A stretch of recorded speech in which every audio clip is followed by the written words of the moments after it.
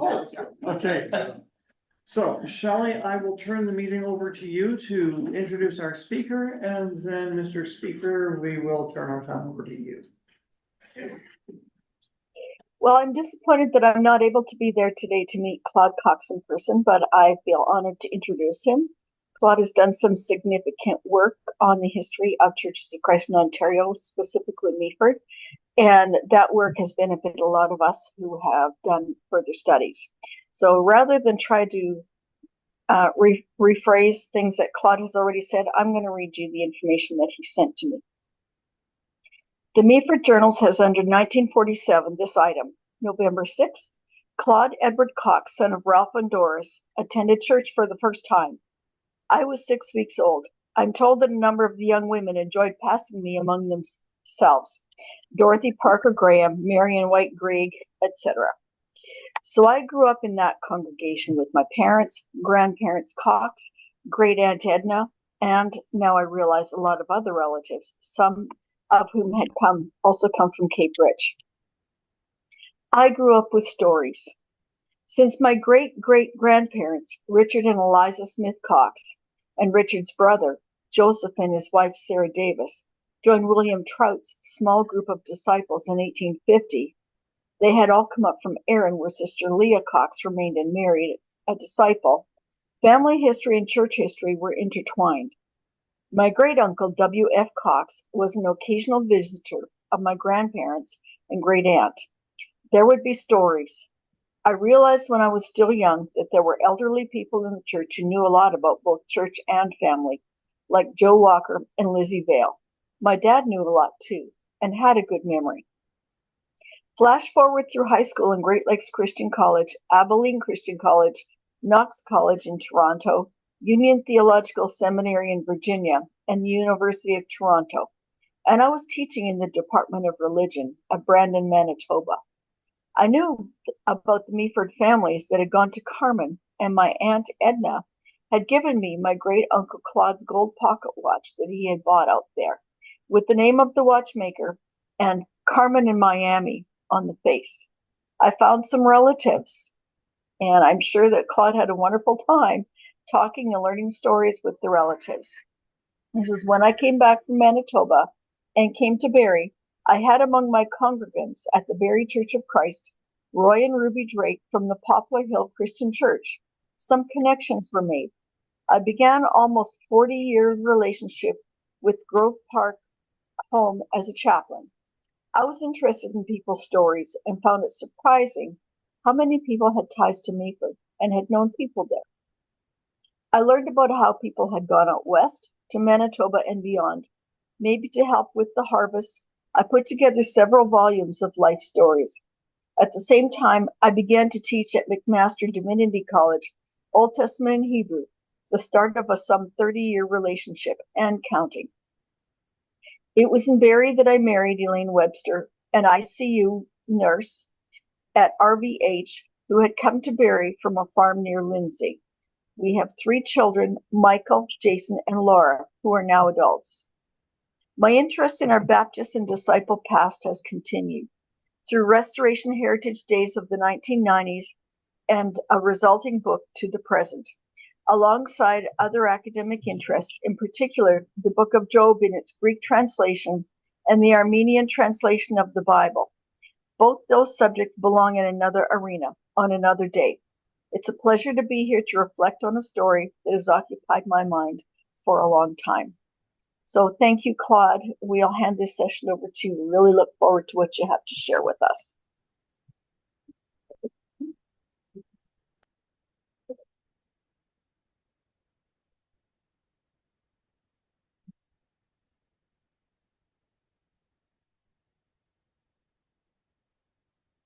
Well, thank you for that very fine introduction, Shelley. I wrote it a few days ago, right? So I was wondering what I was going to hear because I didn't remember exactly what I had written, but it was all right. It was okay. Thank you for your kind invitation to be here. I see some people I know I grew up with in Meaford. Not that long ago, but a while ago. So that makes it special too. I've entitled my remarks Reflections on the History of the Meaford Disciples Church of Christ and the components that contributed to its character. Now, I didn't know reflections. I think that's a good word, but I had thought about ruminations, or reiterations or thoughts about. I thought ruminations, that's probably not going to work in the title too well, but it's kind of like that because I've been thinking about these things for a long time and I still think about them. Some of the issues that I'm going to talk about or the historical events and why the Meaford Church was the way it was. It was really a remarkable place to grow up in. It really was. And I grew up with Art. Diane Phyllis was just a couple of years ahead of me or so. But those Meaford folks, and I wonder if you too look back and you think, my, that was really a remarkable place to grow up. Now, I have the hard copy in my hands here, but I have it on my phone, the paper, as well as some documents I used for today, and I can email the hard copy to you. I tried to avoid, the paper issue, but I'd be happy to send the copy to you by email because there are footnotes. It wasn't going to be an academic paper, but it turned out to be kind of an academic paper. So if you'll be with me, bear with me. I'm going to read what is a provisional copy. So we can move on to the first slide. So a few weeks ago, we were at the Grey Roots Museum and Archive south of Owen Sound to celebrate a 90th birthday. The foyer accommodated our gathering. On the same property is the Morriston Heritage Village. I think I have the brochure here. The Morriston Heritage Village. My cousin, David Cox from Owen Sound, told me that there's a house there that was moved from Cape Rich or near there. So I got my interest right there. Yes, the farmhouse is there, moved from the 10th or 11th concession of St. Vincent Township and restored to what it looked like in the 1920s. It's a story and a half, and I understand you could put half a story on and it wouldn't increase your taxes. If you put a second story, your taxes were higher. So story and a half. This particular house belonged to William Rouse. It's a name I knew because Lizzie Vale had told me that there was a church group that met on the 11th line and the Rouse family was a part of it. You might call this group one of a number of satellite churches of the Meaford Disciples Church. The house was built in, I thought it had more to a title. It was built in 1892, but this is as it looked in the 1920s. So when Lizzie Vale said that she went with a group from Cape Rich up to this group, this was William Rouse's house, and there was a tent meeting on that farm for a long time. So I was really interested in this house, which is furnished as it would have looked in the 1920s. So this is William Rouse, this is his house. I was really hooked by that. This presentation is something of my case of talking out loud about aspects of the congregation with which the Cox family identified very early, 1850, and the church at Cape Rich. Here's a list of the things that I think about with respect to the subject. They will provide the structure for my remarks. First, trout. Secondly, 1872, the railway. Third, the Exodus movement, as I call it, to Manitoba and Carmen, the 1880s to World War I. 1906, the Great Divorce. 5, Christian education. 6, the infusion of Cape Rich people, the people from Cape Rich Church, 1942. And returnees and Meaford as a destination now. And 8, a sense of historical importance.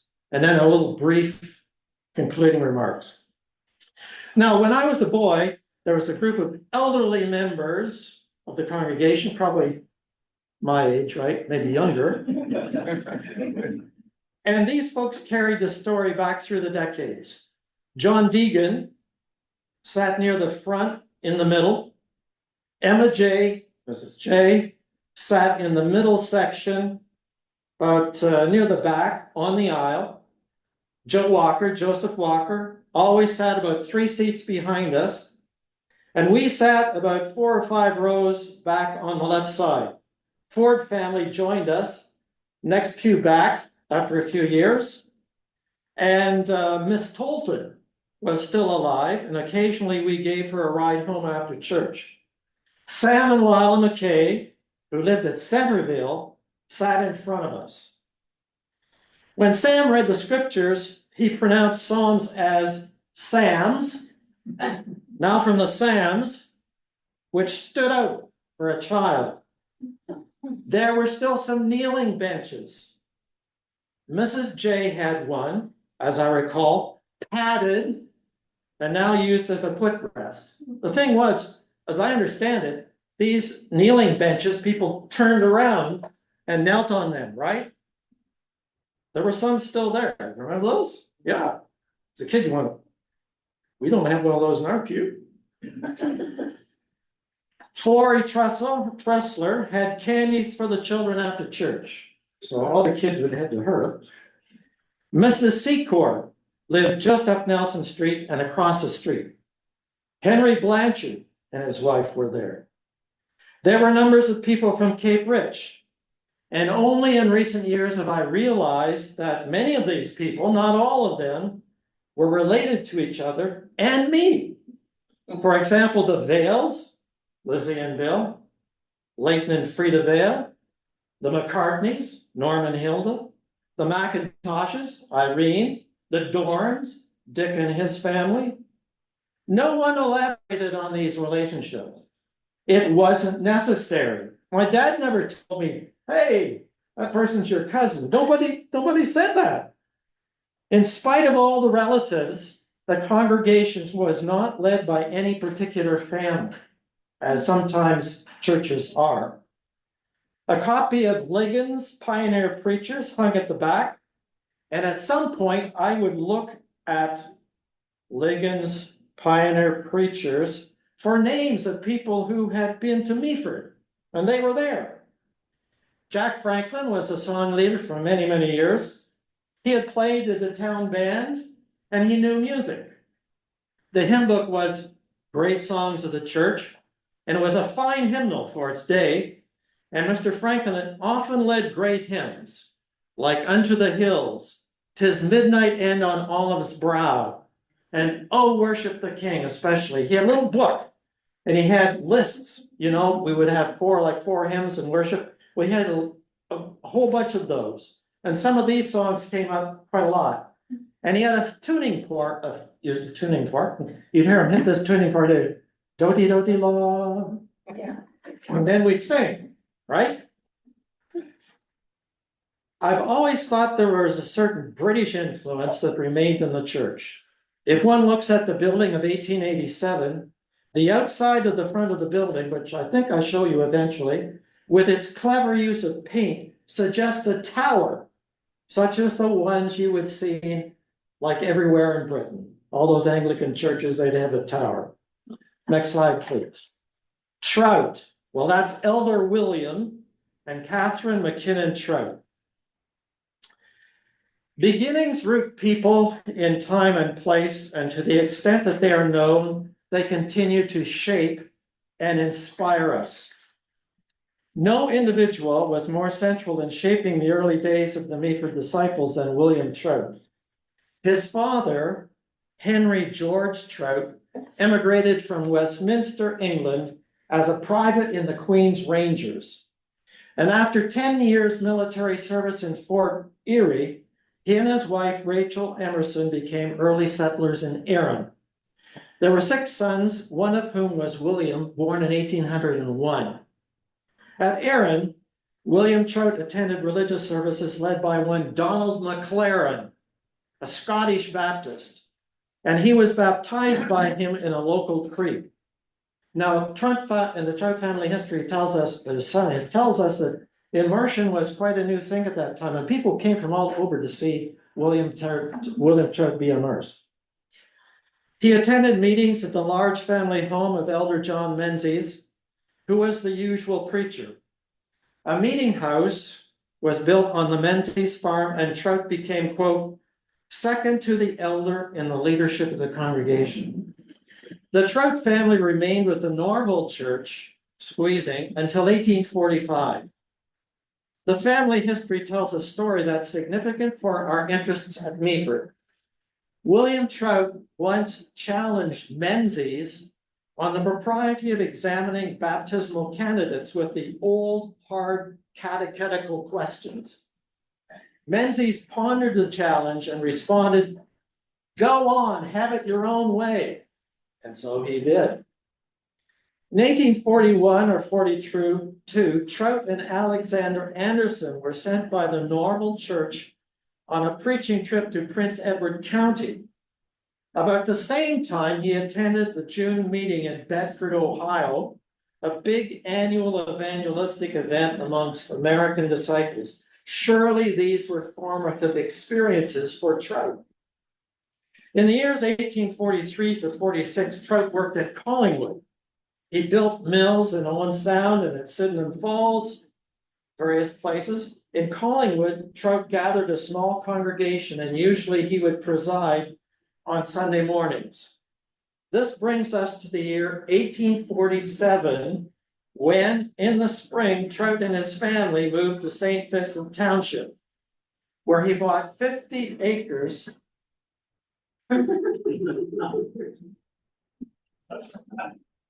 That's not my phone, is it?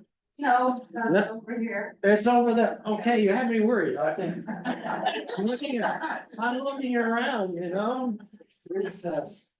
Someone caught the spirit here. Weird.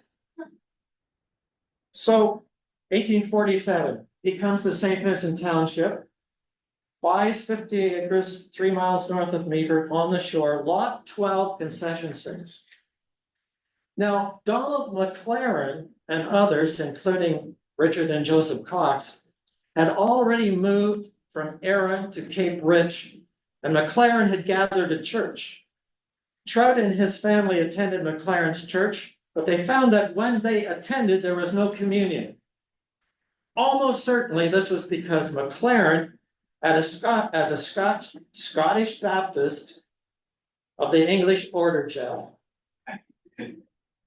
Jeff in Candlestone moving in Ontario, there's an appendix. Jeff straightens out this issue of Scottish Baptist versus Scotch Baptist. And the Scottish Baptists were really Baptists after the English order and had ordained ministers. So McLaren was one of those. And so he believed that an ordained minister was required to administer the sacrament, the supper.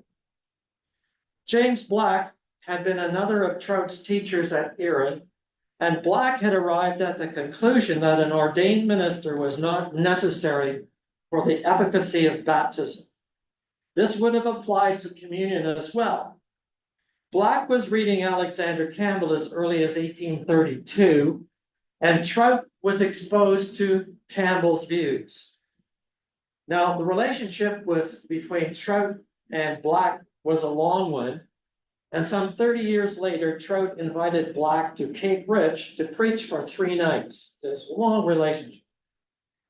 A critical result of the connection being made with Campbell was that the Scottish Baptists and Scotch Baptists were drawn into the larger North American phenomenon, while ties with the old country were lessened. I mean, I continued. Lister, who edits a journal for Meaford from 1869 to 72, has notes from the British Millennial Harbinger. That is, this connection with the old country continued to some degree. Now, rebuffed by McLaren in the spring of 1848, Trout gathered a disciples' small group. This is significant because were changing religious traditions right there, from the Scottish Baptists to the disciples with Trout. Small group consisted of George Jackson and his wife, David Leighton and his wife. And then we're at Meaford. I read that until about 1850, the village only had about 10 houses. It's very small at that point, but it was growing. I think it's in the Trout family history. 1855, he says that there were like 1,000 inhabitants, which would be very fast growth.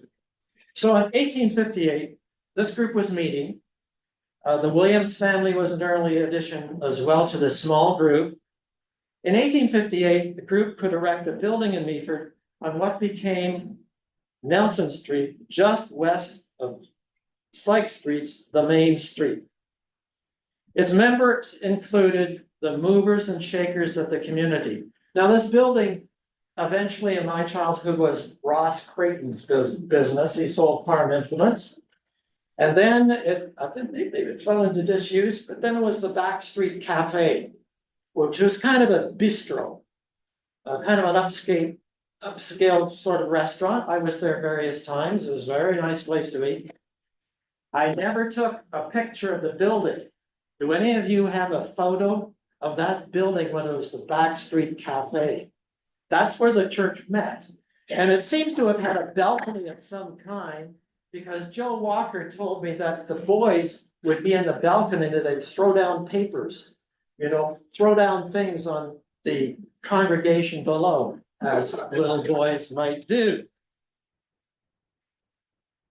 Unfortunately, the Back Street Cafe burned down. I don't have a date, I'm thinking early 90s or something, and it's a terrible loss because that was the building.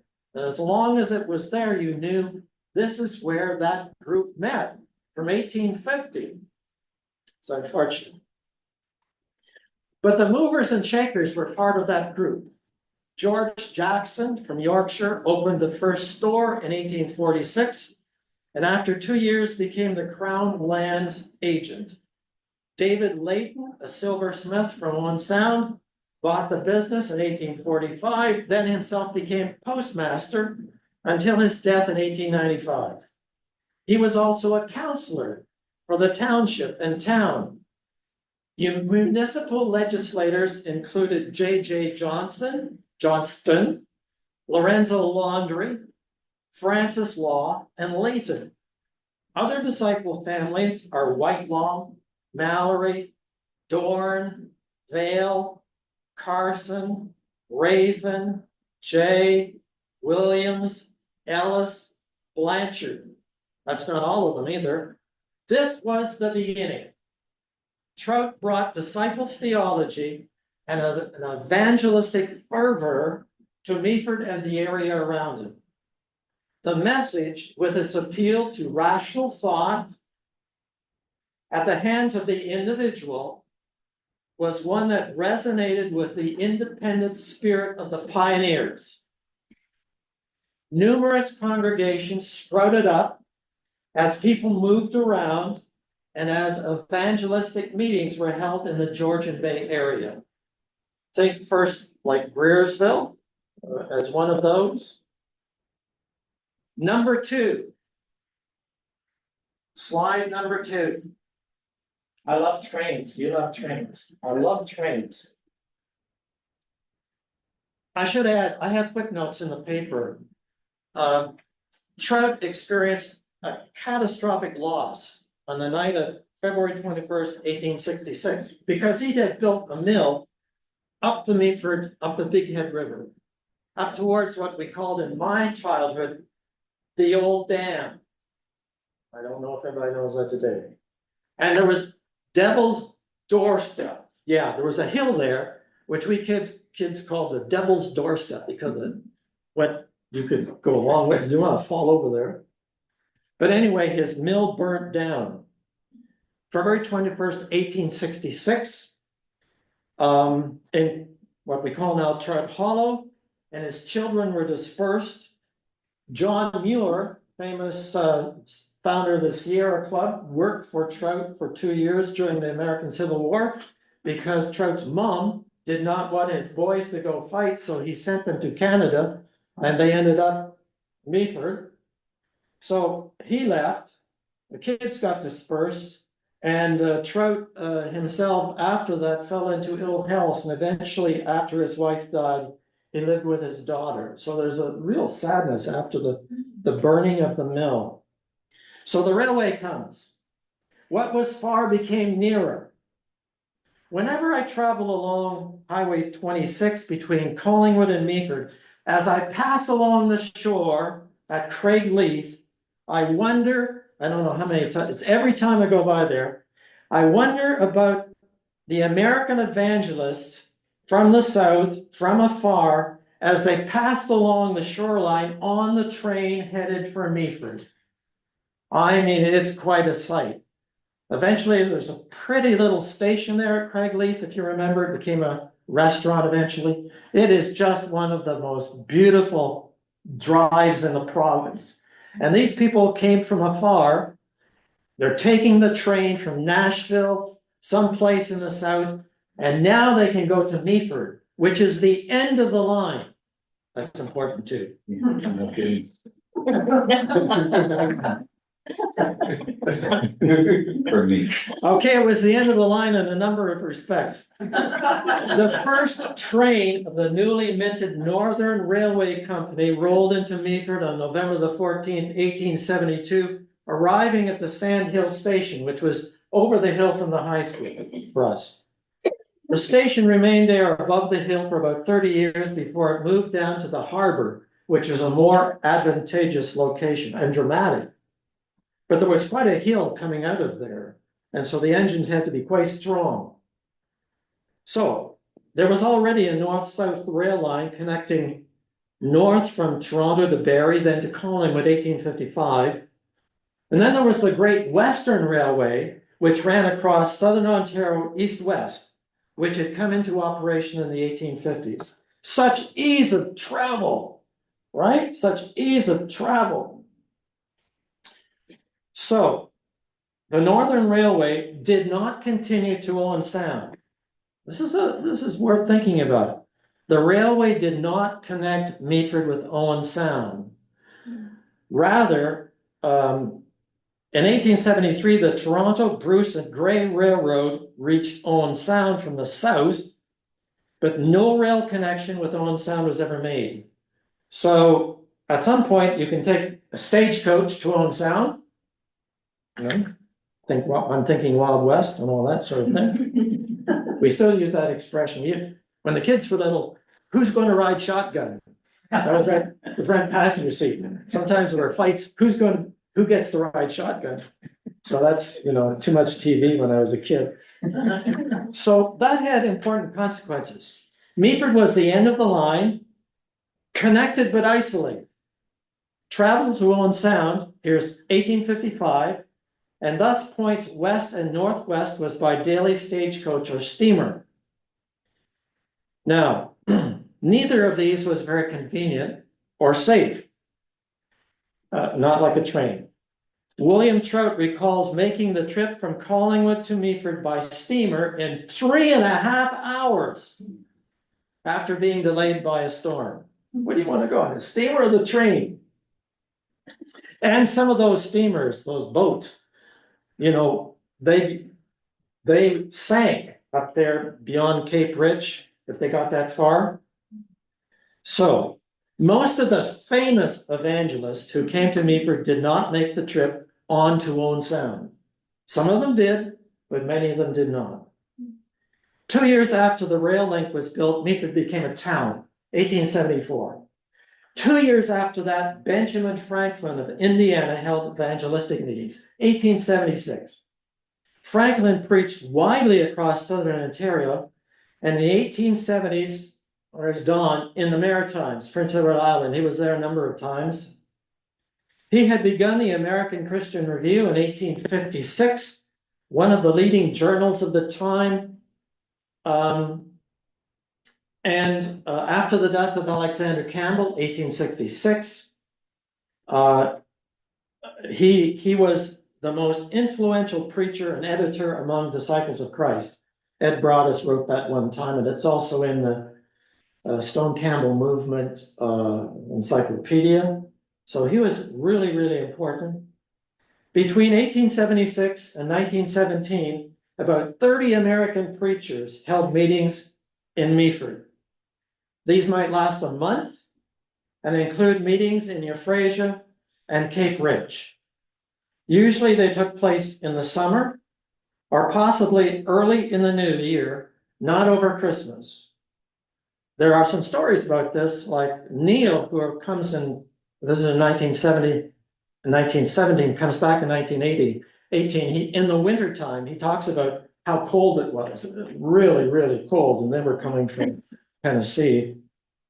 I have some notes about that in the footnotes here.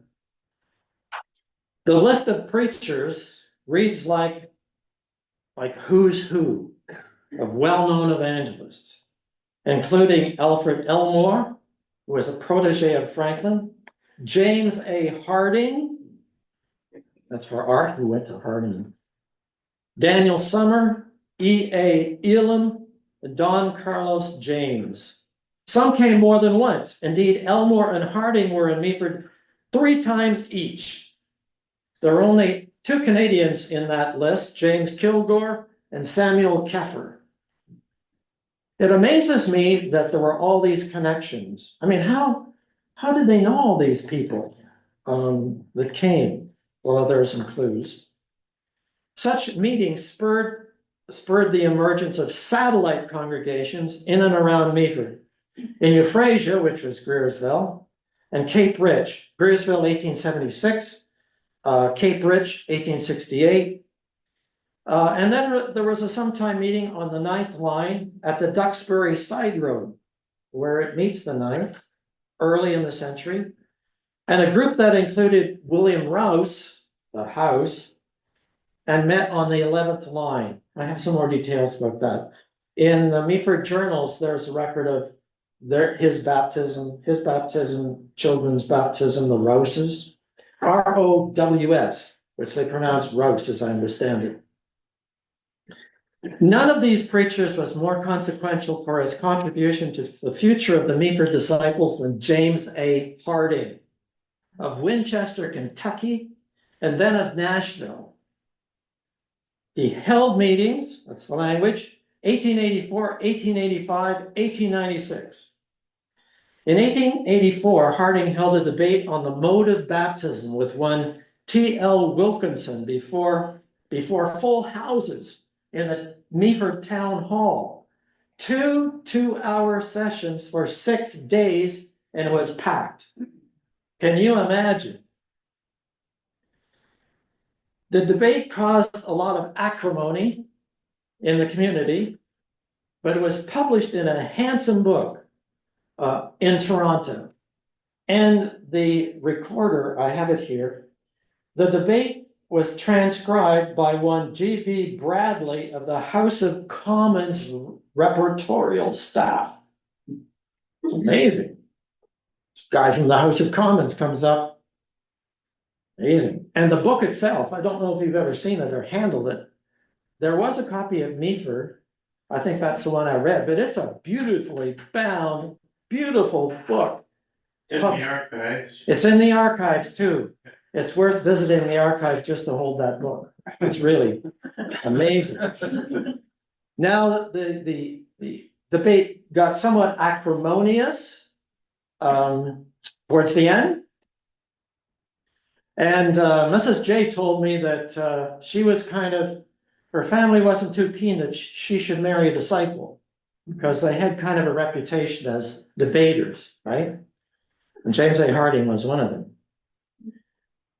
Our special interest in Harding is prompted by the inspiration he provided for several young people from Meaford to attend Nashville Bible School in the years 1880, 1899, 1900, and after that too. Now, this group of young people included John Jay, W.F. Cox, Stanley York, John Deegan, Will Trout, and Wilson Mallory, who appeared together in a photo. That was in the Gospel Herald, remember, a long time ago. In fact, the list is far complete. A more complete list was published in the Gospel Advocate, which shows that the group was larger than these 8 young men and included the wives of John Deegan and James Trout, as well as Maud York and Emily Falls. Really? And W.E. Trout is said to be in charge of the commercial department of the Bible school. Now, I think, Myrna, I owe you I think I'm indebted to you for the list of students. I think you sent it to me. Otherwise, I have to say Anonymous sent it to me because this was quite a long time ago. This was kind of a liberal arts college, not strictly what we think of maybe by a Bible school. Bible wasn't the only thing that was taught. English and history and so on, geography perhaps. There were other topics, but Bible was taught. Now, in addition, this is for John, Stanley York and Norman Mallory are there from Carmen, Manitoba. There are 2 Meaford people, their families having moved west from Meaford. More names can be added from National Bible School's list of students. Namely, well, I mentioned W.E. Trout, but he was also a student. And Samuel Whitfield, John Mallory and Ernest Sterling from Carmen are again from Meaford families. For 1900 and 1901, the only names of Canadians that can be added are Charles Petch and his wife. I never realized that some of these young men had their wives with them in Nashville. And then you think about getting on the train at Meaford, this group, and traveling together. Some of them would be together, I'm sure, traveling together to Nashville. That is just the most amazing thing to me. At a later date, 1911, the journals, Meaford journals, record that Frank B. Shepherd also went to Nashville Bible School. So I have all of these students who had been to Nashville Bible School from the Meaford area. Well, I said, this is an astonishing list of students from Meaford. That's what I wrote here. I just said that, didn't I? If one considers for a moment the logistical and financial aspects of the venture, I was completely unaware that the wives had accompanied their husbands to Nashville, and of the single women who had traveled there to study too. These students made a major contribution to the Disciples Church in Meaford, but also to the churches in Southern Ontario generally and in the West. Connections were made with other students whom we find held meetings in Meaford. For example, Abraham Foster of Glory, Texas, who was in Meaford twice, 1897. John T. Lewis of Triune, Tennessee, holds meetings in 1904 and 1905. There are fellow students who became American church leaders like Jesse P. Sewell of Bonham, Texas, who will be president of Childers Classical Institute, becomes Abilene Christian University eventually. Number 3, the Exodus movement. It's kind of a play on words because remember in 1960s, 70s, we had the Exodus movements to New York and so on. The Exodus movement to Manitoba, the 1880s through to the First World War. So this photo is of W.F. and Ethel Cox, Austin and Jim, Carmen, 1912. Their older sister Pauline was in school. This is the house they lived in. In 1981, I was a friend and I made my trip there. And Russell Laycock, another Meaford name, drove me around looking for this house. I didn't write down the address. Maybe John has the address. But I must tell you, this type of house with the colored glass above the door and above the main window, that was really popular in Carmen. And so for people like me looking for a particular house, I don't know which one of them. Now, it was. Now, in late 1980, the Canadian Pacific Railway reached the western border of Manitoba. And 10 years later, Manitoba became a province. The result was an exodus of people from southern Ontario to Manitoba in search of land. The number of families that left the Meaford Church seems to me to be disproportionate to its size. The journals record the departure west of some 30 or so individuals from the Meaford Church, commonly following their date of baptism, because that was a record, right? The date of their baptism, and then later went west, sometimes Carmen, says Carmen. The family names of York, Mallory, Secord, Chandler, Whitelaw, Williams, Belfry, Saunders, William, Sterling, all recorded in connection with Carmen. Now, I found this thanks to Jeff because he had this copied from the Meaford, the Christian Worker, 1982. H.B. Sherman said, so many of our brethren, presumably St. Vincent, have the Manitoba fever that we cannot tell what a day will bring forth. I mean, people are leaving like almost every day, it seemed to him.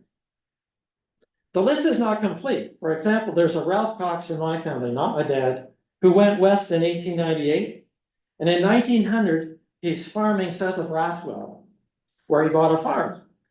On April the 12th, 1904, George Cox, who'd married Annie Chambers J., resigned his position as a trustee of the Meaford congregation because he said in a week or two he intended to leave for the West. Claude and Edna, and we can see our next slide, please. This was taken in Karma. That's a bit of a slip. Claude and Edna Cox Waterworth and Will Cutting in Carmen. At the time it was 1912. So, yeah. So it's a nice picture of a backyard. They were there. They sold Raleigh products while they were out west. And then, of course, Claude bought that gold pocket watch. Okay. The departure of all these people must have had an effect upon the congregation. But at the same time, family ties were established with settlers in the West. Occasionally, people moved back to Meaford, which also stimulated the relationship between Meaford and Carmen, especially. People came back and forth. I'm not sure they all went by rail because you could go by steamship too. You can go from ship like from Collingwood to the Sioux. So some people may have sailed north. I think I'd rather have gone to train. Like they didn't have the song yet, the record of the Edmund Fitzgerald. That would have just put me right off. Number 4, the Great Divorce, in quotation marks. 1906 USA, gradual estrangement in Ontario, because it didn't happen overnight, did it? The photo is Maitland Waterworth, Claude's brother, on the left, Cox Place, Cape Rich, the 1920s. So he would visit back.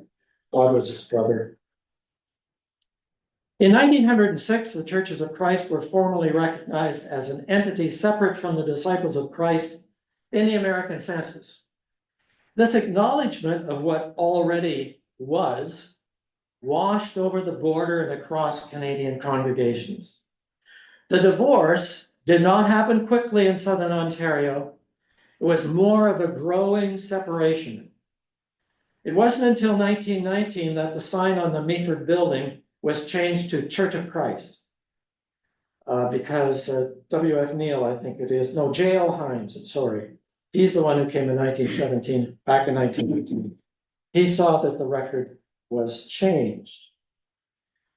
But even when I was a child, it was still called the Disciples Church. My grade 6 teacher asked me, Miss Babington was her name, asked me where we went to church. I said, the Church of Christ. She said, oh, the Disciples Church. I mean, it was called that for a long, long time. She also knew my parents. That's what a small town is like, eh? These teachers knew your parents, which was not always an advantage. In the case of Ontario, the Meaford Church was left to be the only major a cappella congregation north of Toronto. On the one hand, this contributed to its isolation. But on the other, since the division was largely north-south in the United States, the congregation was brought into an even closer relationship with American congregations of like mind mostly in the south, which culturally could be quite different than southern Ontario and Canada. As always happens in parting of the ways, families and numerous existing congregational ties over time became severed. Where do I have this? About Maitland Waterworth, who had a long, spent time in Prince Edward He was Island. my minister when I was. He was your minister. Oh, well done. He had a long ministry. In the Christian Messenger of August 1921, he records that he had come from Kansas, been in Kansas, to Ontario. I visited churches at Cape Ridge, Collingwood, Meaford, Mosa, St. Catharines, Wood Green, and was in Toronto for 6 weeks, which time was mostly spent in regular meetings at Witchwood, which is Maplewood, and the Bathurst congregations in visitation. I also visited Fern Avenue and East Toronto. So this is in the 20s. He's still welcome in these a cappella congregations, right? So it didn't happen in a day.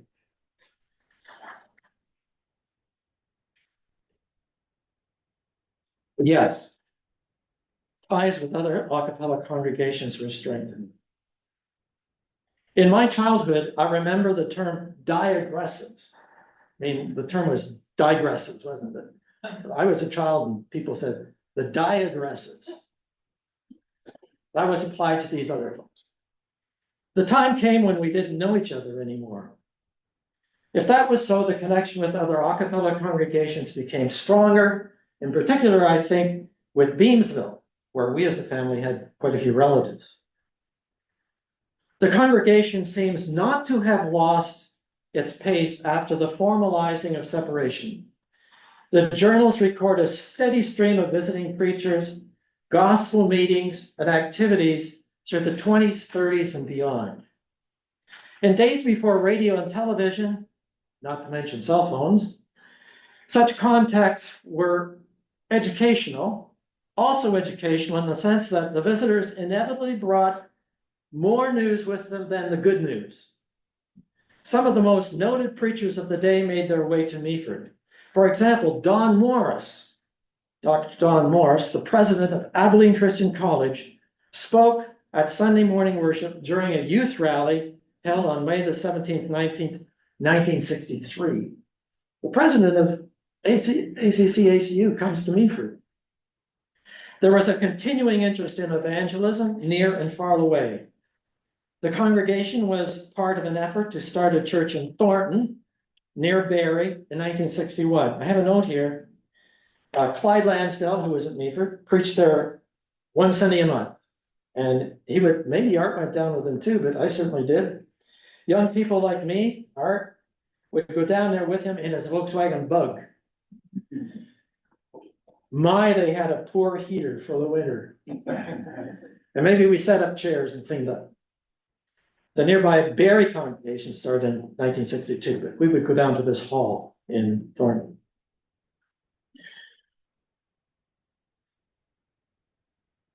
The congregation was part of that effort, yeah. At the same time, missionaries like Don and Miriam Perry came to make presentations about India and Africa.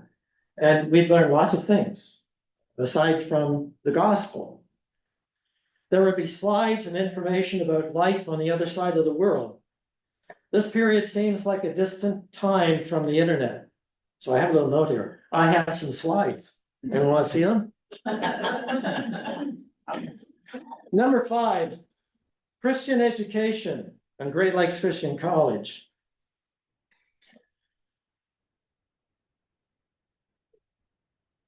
The Campbell Stone churches in Canada established a variety of Bible schools and colleges. The congregation in Meaford fed into the Carmen Bible School through the exodus of members to Carmen.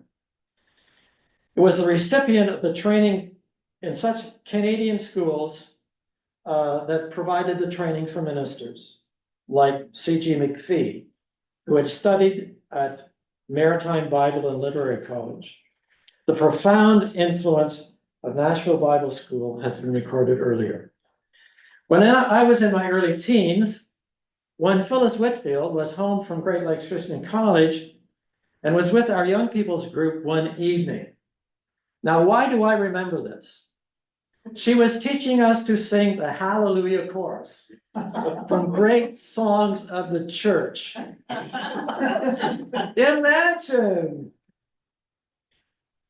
I think of this minor incident as expressive of the positive influence that the school had on the Meaford congregation in so many ways. What a hymnal! Do you know any other hymnal that has the Hallelujah chorus?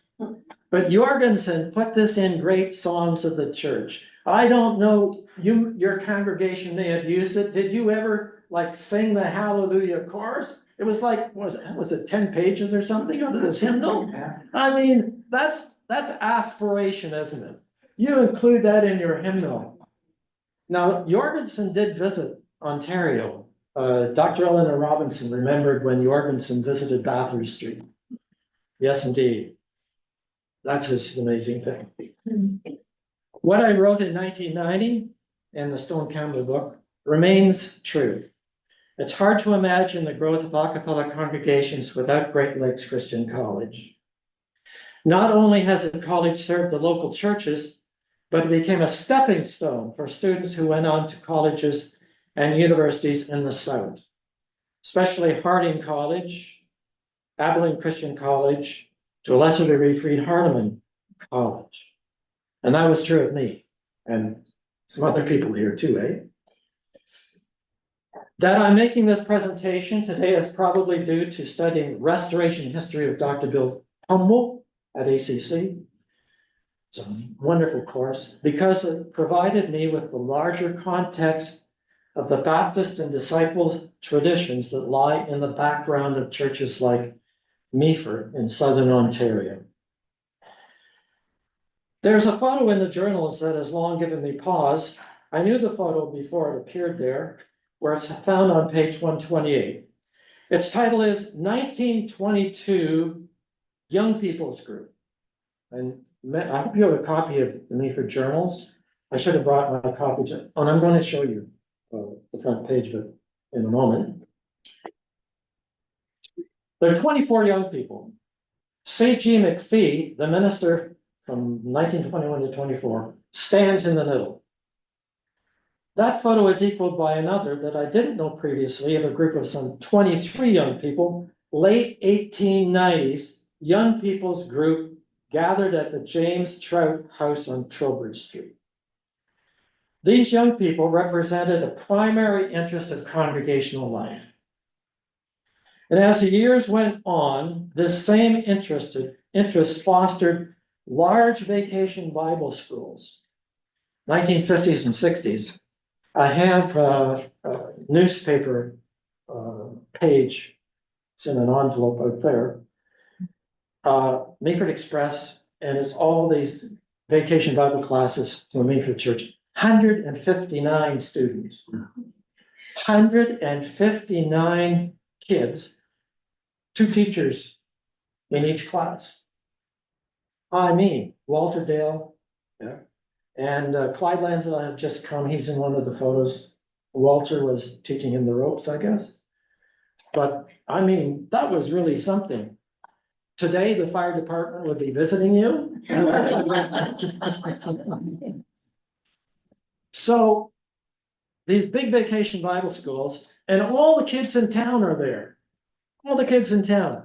Youth rallies, encouragement to attend summer camp like OMA, promotion of Great Lakes through service on the board. Some people, the construction of a multi-purpose space gym, 1990, church, go make an addition, put on a gym, put on a gym, get the kids in, give the kids a place to do their thing, play basketball, many other uses, of course, since, but I mean, and support provided by the intergenerational nature of the makeup of the congregation.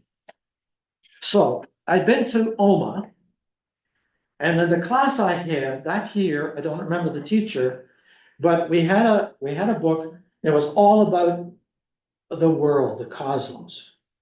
And there were all these facts and figures about how far the earth was from the sun and how long it took light to come from the sun to the earth. And we were encouraged, young men of the congregation were encouraged to stand up and give talks, right? And so after Oma, I came home and I was invited to give a talk this particular night. And so I offloaded all these details. I offloaded all those details, and afterwards Lizzie Vale said to me, "That was wonderful." She said, "It was wonderful."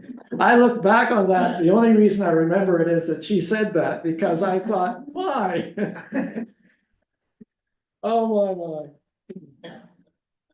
We were encouraged to give talks, and I still have this one. I have a few of my early talks in young people's room, and one is a half page, and I don't know if it's the first one or not, but the title of the talk is "The City Called Egypt." Just let that sink in. The city called Egypt. It got you up and talking, though. The city called Egypt, one of my early efforts. We all start somewhere, right? We all start somewhere. Number 6. The infusion of Cape Rich people, 1942. Now this is the Cape Rich building. It was located on the front corner of the Cox property, right? You stepped off these steps and the 7th line was right there. This is the closing service. I think there's a picture in the journals. I'm not sure if it hasn't been cropped a little bit. I think it's missing the drive shed at the back. Here's a New Testament that my dad got. I also have one that was given to Gertrude McNally. I don't know why I have it. Same inscription, December 1933, from the Cape Rich Church Bible class for kids. In September 1942, about 160 St. Vincent families lost their farms, when some 17,000 acres was expropriated for a tank range. This included Disciples, Church of Christ families, names like Vale, Robinson, McNally, Ford, Guide, Carson, Cox. List is not complete. The Cape Rich congregation met in its own building on a corner of the Cox farm. Never large, small country church, we might say, but it had within itself people who could preach, preachers from Meaford who had come out, and visiting evangelists came out as well and preached there. I have a note here. My great uncle Charlie Cox preached sometimes. Their son Bruce told me that his mom wrote the sermons. She was a teacher, and Charlie would deliver them. He also led some of the singing, because I have his tuning fork. My great head had given it to me. Doti law, Jack Franklin. So there were people there who could speak, and Lizzie complained that, was it her uncle, Johnny Cox? It's on the tape that I recorded with her that Johnny Cox would always talk about the children of Israel, and that upset people. One of her relatives walked out one day because that's all he talked about, the children of Israel. So if you only got one sermon, right? So it was a terrible time for people. The assimilation of Cape Rich families probably went smoothly, and they contributed to the character of the congregation as one typified by many family relationships. Now, I mention here in a moment. Of course, as a youngster or to an outsider, these relationships were unknown. The fact that the Cape Rich people had all farmed, mostly orchards, contributed to the rural feeling of the church. It seems likely to me that the congregation provided an important place of healing after the great losses that were experienced. I have a note here. When I was still a boy, my grandfather, Ernie, suffered a heart attack. What a It's still young. Why would he have a heart attack? Only in recent years have I come to appreciate that he, that is Ernie and Laura, went from owning a productive fruit farm on which his grandparents had settled. He went from that to picking apples for other people. They moved into town. He had a succession of jobs like clerking in a clothing store, working in a funeral home. They lived in a number of different rented houses. In the Meaford congregation, there was the support of others from Cape Ridge who had experienced similar losses. I'm sure that made a difference. Some Cape Ridge families, unable to secure lands or farms nearby, moved to the Beaver Valley. For example, Meaford and Osro McNally. Money from the settlement with the government with respect to the Cape Ridge building enabled them to construct a church building. And I mentioned in the note, they had the communion ware from Cape Ridge. Did you ever preach there, Steve, at Heathcote? Because they had this beautiful silver-plated communion ware, decanter, matching cups, plates, engraved Cape Ridge Church of Christ. But they had a lot of trouble getting the money out of the government too. C.G. McPhee, for some time, help with a local judge, Colin Bennett, they finally got some money. That paid for the Heathcote Church. And then also, when members of the Cape Ridge Church died, my grandfather was the treasurer, looked after sending flowers on that occasion to provide for that funeral. They only met on Sunday mornings, in my time anyway. Speakers from Meaford and Greersville provided the preaching. When I was at home, I spoke there many times. I mentioned this beautiful communion ware that they have. It was beautiful. Unfortunately, one of the people looking after the communion ware put it in a dishwasher, and you know what happens. Some of the, I think the plates, some of them are at the Meaford Church. Some of them are still with us. Tragic. I had a story from Heathcote. Morris Can preached there most of the time. And when I went there, they would always stand for prayer. A number of Morris's children were at the Heathcote Church, maybe the backbone of the congregation. And Morris had gone down there and he said that kneeling is a sign of humility, standing is a sign of reverence, and sitting is a sign of nothing. That came down to me. So that custom lived long after Morris. Claude, do you know, Claude, Pardon me? Claude, do you know that I'm here? It's Cindy Braidner's here.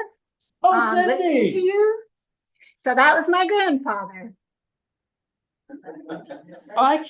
We cannot see the people who are here through the internet. Cindy, it's terrific to hear your voice. Yep. I was Parents? saying, I don't want to hijack your talk, but I was saying that as I was a little girl, a young girl, in those pews, I remember a young, handsome. So not only did they pass around the baby when you were 6 weeks old as a handsome, lovely young boy, you came and preached the gospel at Heathcote Church. And I remember you very well as a young girl. Thank you, Cindy. I remember you very, very well too, and your parents and your aunts and uncles. And yeah, I was just a young guy. And, yeah. And you were such a pretty little girl. Yeah. Yes. Wonderful people, you know. Wonderful people. Okay, number 7. I think we're going to make it. Summertime return visits, destination for young people, Great Lakes grads and retirees. Picture of the Big Head River. And here's the beach with the sisters. And it was just taken with it's not a good camera, right? But Cape Ridge, you can see in the distance, that's Cape Ridge. When I was a kid, that's where we swam, that's where we took Sunday school, took our swimming lessons. 9 o'clock in the morning on summer mornings, the ice was still on the lake. It was so cold. But we could walk out or swim out to the sisters, and jump off into the water. Yeah. Okay, the Big Head River, beautiful river. This is the falls, so it's not too much water in it. Meaford offered limited opportunities for young people. For many, it was a good place to be from. The expectation of land and getting in on the ground floor was responsible for the exodus to Manitoba at the end of the 19th century and the beginning of the 20th. Others left for Toronto and the Niagara region. This included Coxes and Junipers, Williams, who moved to Beamsville area, others to Toronto, such as the Trustlers and the Franklins. In several cases, families purchased summer cottages, and their arrival each summer was welcomed as part of the ritual of summer. Bill and Dorothy Ellis in St. Catharines, Fred and Dorothy Trustler and their children, Tom, Nancy, and Mark, Fred's brother Ellis Trustler, his wife Evelyn, their children Anne and David from Toronto. Other visitors might include Maureen Knight Dunaway and her family, Isla Ellis and their daughter Ruby Lee, John and Ivan Franklin, or Bruce J., who would be guest song leader anytime he came. C.G. McPhee and Grace might visit too. I mean, this was the ritual of summer, and I remember being excited when summer came and these people would come. In addition, there were some young people who had been to GLCC, like Donna Ford Pearson.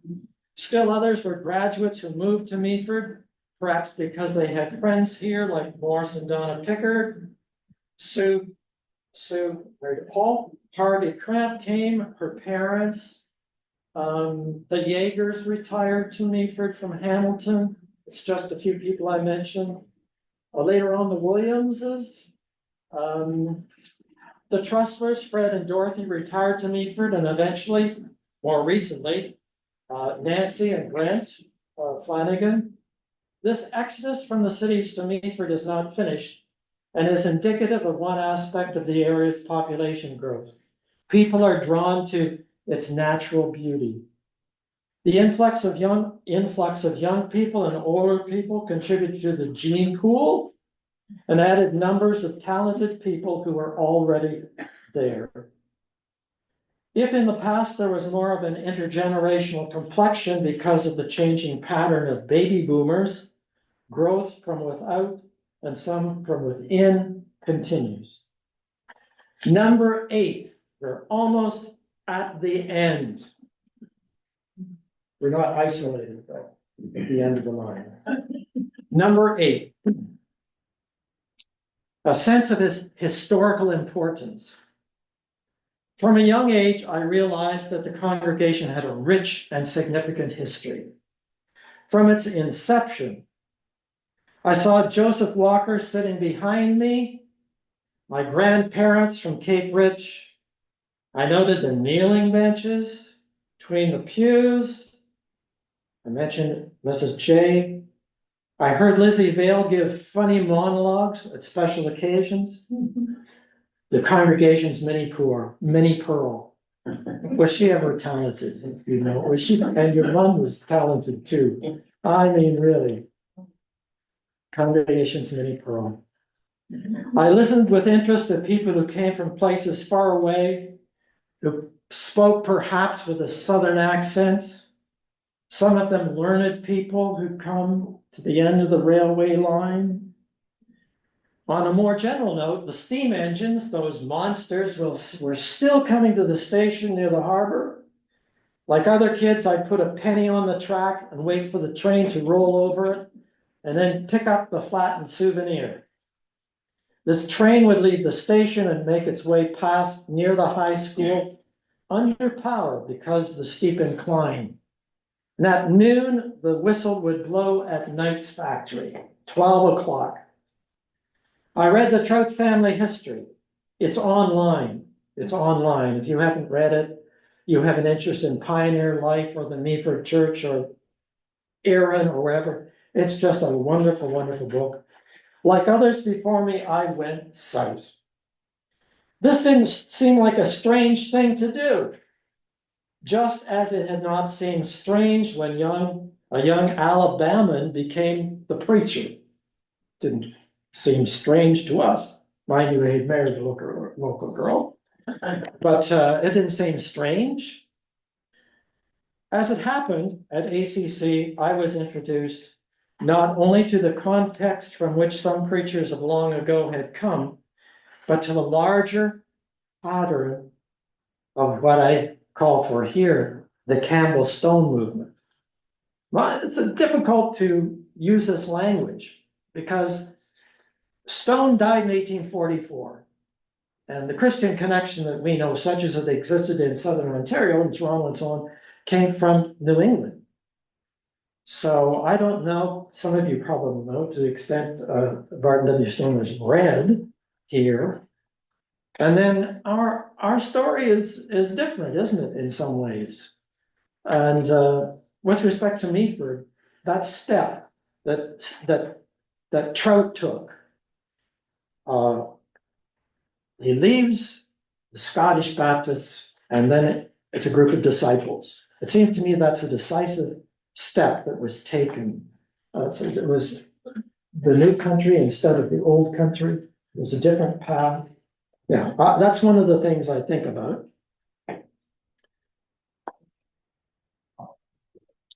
This larger context into which the Meaford congregation and others like it had been grafted. Yet in none of those distant places did adherents in the 19th century, I'm thinking about the distant places in the South, in none of those places did they hear preaching in Gaelic, as was the case in some Ontario congregations, like Dougal Sinclair down there. Now, I mentioned here that Catherine McKinnon Trout knew Gaelic, like she had come from Scotland, the Mull of Kintyre, I think, the Mull. And Lister mentions Black coming to Meaford, and he could speak Gaelic. Doesn't say he preached in Gaelic, but he could speak it for some of the people in the town. It's evangelistic, right? So, what had been before these developments? The sense of the importance of our story found dramatic expression in the record keeping in the congregation and its publication in the Meaford Journals, 1848 to 98, a truly momentous event on the occasion of the 150th anniversary of the church. 150.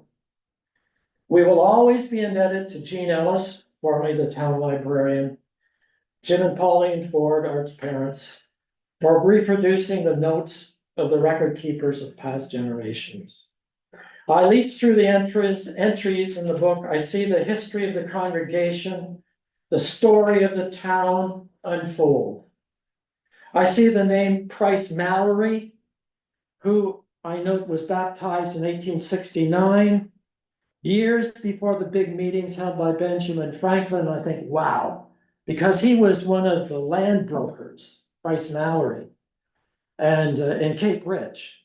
So such a prominent, all these names are in that record. All these things, it amazes me. The volume includes a judiciously chosen collection of documents and photos. I see the photo of the old church building as it looked in 1890 and 1887. I guess I didn't include that slide. When it was built, with its make-believe tower. Did you notice that? Like, I never noticed that until some years ago. I didn't see it as a kid or growing up. I had to become old to see this, this motif of the tower, just like the British churches. A nod to British churches' roots. Some of my earliest and fondest memories involve life in that old building, at Christmas dinners together in the basement, and as a child exploring the furnace room.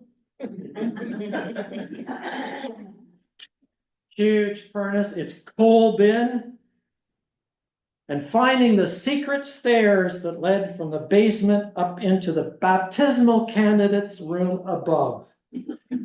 while the adults talked, right? Us kids could roam around. And I remember that happened after church on Sunday morning too. The kids, we'd run around outside. And there was a big mountain ash tree towards the back of the property. And one Sunday morning we were back, this is for pea shooters, before we had pea shooters, right? I remember one morning, do mountain ash berries smell? You try to smell one. And that's what I did. And it stuck up my nose. The mountain ash berry was stuck up my nose, which required a visit to Dr. Finley's office on the way home from church. And the folks from Meaford will remember Ted Robinson. And apparently when I was a little boy, we had one of those stand-up radios. Remember, they had light speaker, they were really a piece of furniture, and the knobs would come off. And so Ted Robinson was talking to my dad after church, and I was there and pulled out these knobs out of my pocket. Ted Robinson thought that was quite something. I brought these knobs off the radio to church. So lots of things. The Sunday school gifts. Yes, I was looking at them. I have a lovely gift in 1955, a bound storybook called The Story of Joseph. It's about yay big, color on the front. One of the drawings inside is color. It's very nice. It's inscribed, presented to Claude Cox by Church of Christ, Christmas, 1955, Xmas. My teacher, I believe, was Delasa Whitfield, pretty sure. Another year it was a gift of a New Testament, which I tried to read. Matthew chapter 1, remember? Matthew chapter 1. Yes, the Sunday school gifts, the coolness of the auditorium above. Another one of my gifts was, I have a globe. It's just a small globe. And Diane's dad was my Sunday school teacher. And I'm quite sure that that globe came as a gift to me when your dad was my Sunday school teacher. Yeah. Yeah, downstairs where we had the dinner, got quite warm, but go upstairs and it was nice and cool. And it's just the kids, right? We'd be up there first. Us kids did little recitations, so forth. Much later, I learned about Puritanism and its iconoclasm. And I come to realize that there are no crosses in or on this building, because the cross had come to mean oppression and discrimination way back then in the old country, in England and Scotland, from which my people and many others in this congregation came.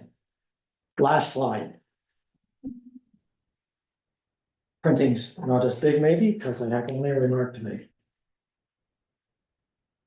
When a person gets to be of an age, I'm not going to say what age, but when a person gets to be of an age, you come to be grateful for all the good things in your life, for your parents and your grandparents, and in my own case, for the cloud of witnesses attached to this congregation who took so many in over the years and sent so many others out to so many places. Its character developed over a long period of time and was shaped by its location, by its beginning, its early people who came from Scotland, England, and the United States as pioneers, rugged thinkers, committed to the Lord and to the scriptures. I have a footnote here, because this is something else that I think about. There was a tract in the tract rack at the rear of the auditorium whose title was Neither Catholic, Protestant, nor Jew. Remember that tract? Neither Catholic, Protestant, nor Jew. It might have added nor fundamentalist or evangelical. The latter two are designations that became used extensively in North America to demarcate more conservative Christian communities. It intrigues me that these designations were never, in my experience, used in the Meaford Disciples Church or Church of Christ, or I think in the tradition more generally. The emphasis fell entirely on being simply a Christian. Right? The beauty of this, what was rural part of Ontario, with its hills and orchards, not unlike Somerset, the lake and the clean air continues to draw people to this region. The Meaford Disciples Church, Church of Christ, has been a significant presence over many decades, and a rich story has unfolded there. So, that is the end of the.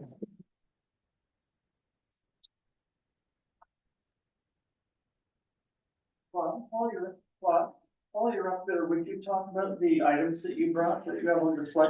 Okay, on the table just outside here, I've brought two items from the Cape Ridge Church, which it's my intention to donate to the archives. First, there's a coal oil lamp, which my parents had. Didn't know they had this until like 20 years ago. It was painted green, covered with green paint. There were either 6 or 8 of these mounted on the walls, on the sides in the Cape Ridge Church. There's also a mirror. There were 2 of these in the Cape Ridge building, and I've brought one. They're oak frames, and they were good quality at the time because 100 years later, the image is not distorted. So I brought those 2 things for you to look at. And I had I'll put up the clipping from the Meaford paper with all those kids from Vacation Bible School, Diane.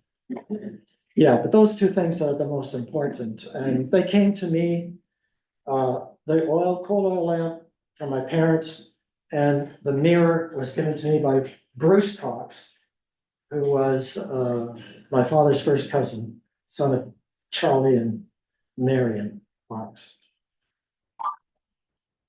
Thank you for giving me a few extra minutes. Thank you. Okay, thanks, Claude, for that. Yeah, that's a great introspective into the Meaford Church and its impact on the Ontario Brotherhood. Okay, so we have lunch scheduled from 12 to 1. So hopefully we can get that done in 3/4 of an hour and regroup here at 1 o'clock. But we won't get out the gavel and be too hard-nosed about it. Okay, so enjoy your lunch. Lunch was advertised as being a bring your own. We still have some muffins and stuff in there if you don't want to go out to town to get something if you have a problem. Okay, thanks. Where do we eat our lunch? You can eat your lunch wherever you want. You can eat it in the other room. You can bring it back in here. Yeah, it's all good.